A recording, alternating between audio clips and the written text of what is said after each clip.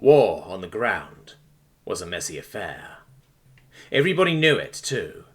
The vast majority of nations preferred to fight from the comfort of the sky, bombarding from the safety of a well-armoured warship. This was so much the case that entire interstellar conventions and doctrines have been formed specifically to address the popularity of this warfare.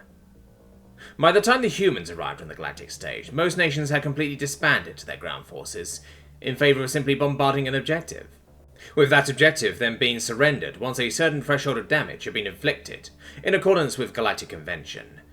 And for centuries, that was what warfare looked like. Not for the humans, though. They, like many primitive species, had arrived on the scene with their clunky ground forces and archaic artillery. However, unlike other species, they did not shed these implements of war in favour of the conventional method of orbital bombardment. Rather, they grew their ground forces to be used alongside orbital bombardment, working in tandem to create a uniquely effective form of warfare. They threatened to displace the status quo of warfare, but for the most part we left the humans to their own devices, and they left us to ours.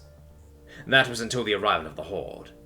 For centuries, disunited tribes of barbaric and nomadic spacefarers had wandered the vast swaths of the Pembrian Drift, battling amongst each other with their vast nomad fleets, and periodically raiding the settled lands of the Hamantinate and the Arrow.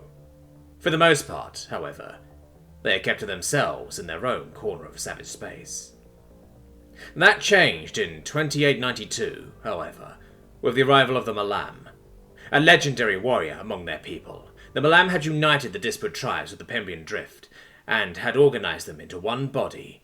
Known by many names, but to the galaxy, they were the Horde.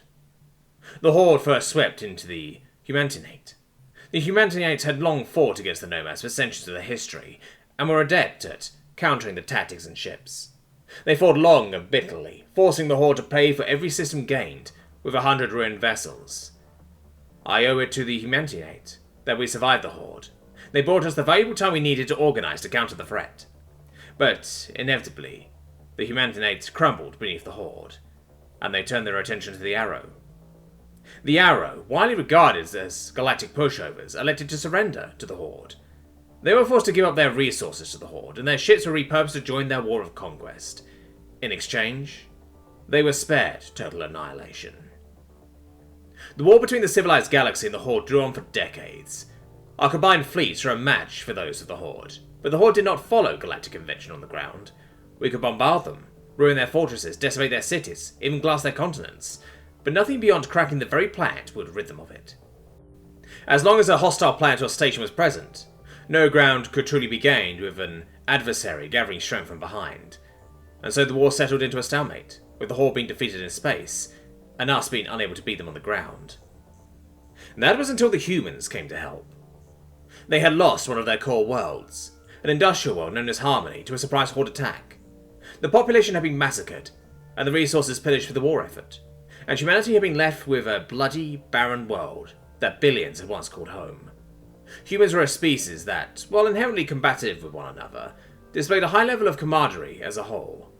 The loss of one of their worlds had enraged the humans, and sent them from being a previously neutral power to a fervent ally of the now coalition of civilized worlds. It was them who broke the stalemate, who took back the ground. Bound by stifling traditions and inflexible doctrines, we had been unable to fight on the ground.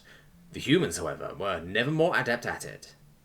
We watched with awe as their legions of stalwart soldiers and tanks were deployed on Horde-controlled worlds, and fought with the fervour of 1,000 orbital strikes. They did not merely damage enemy fortifications, they utterly obliterated them. They followed no rules, no codes, no conventions. Every human soldier fought as if they were fighting for their own lives, and with that came the ferocity and viciousness needed to win a war. On the final world of the Horde, a former Amantiate fortress known as Camerat, the humans proved their valour one last time. Against the combined Horde, the humans fought the single bloodiest battle in galactic history. Nearly 2 billion humans were left broken and mangled on that bloody world, when the year of fighting had ceased with the raising of the flag. In a controversial but well-earned move, they raised the flag of humanity first, the symbol of their system against a blue backdrop, before raising that of the Coalition. And so the civilized galaxy had won the war, and humanity had won their reputation. They had changed the face of warfare across the galaxy forever, their legacy ingrained on the monuments and in the blood-soaked dirt of 1,000 worlds. for all history, for all time, humanity will be known as the ones who got it done.